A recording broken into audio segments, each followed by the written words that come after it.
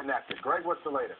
All connected. The latest from Vanuatu, Bill, that we are hearing is that in the space of about 11 hours, there were 4 major earthquakes in the South Pacific, ranging between 7 and 7.8 on the Richter scale.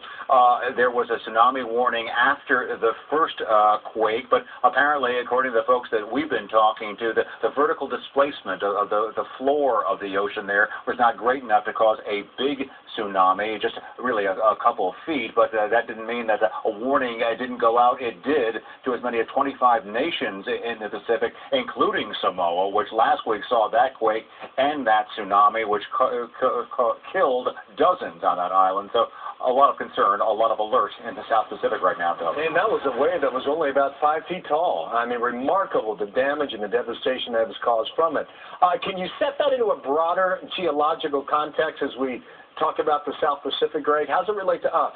Yeah, the British Geological Survey, which looks at this a lot, we've been speaking to them today and trying to figure this out. Vanuatu is on the same fault line as Samoa, where we saw that quake and that tsunami last week. It's called the Ring of Fire and extends all the way around the Pacific Ocean up around California as well. It is not thought that the quakes we saw today are directly related to what we saw in Samoa last week, but again, they're on that same fault line. We also saw a massive earthquake off Sumatra last week, which killed many, many hundreds. That is on yet another fault line, but there's a new study out, Bill, that says the huge earthquake off of Indonesia, which caused a massive tsunami back in 2004, might have had some impact on quakes that we're seeing in California along the San Andreas fault. That is still being looked at closely. The experts that I talked to today won't stand by that, but it certainly says that the Earth is a very, very busy place under the ground. Busy and active indeed. Thank you, Greg. Greg Palakot's on that story from London. There's a new alternative.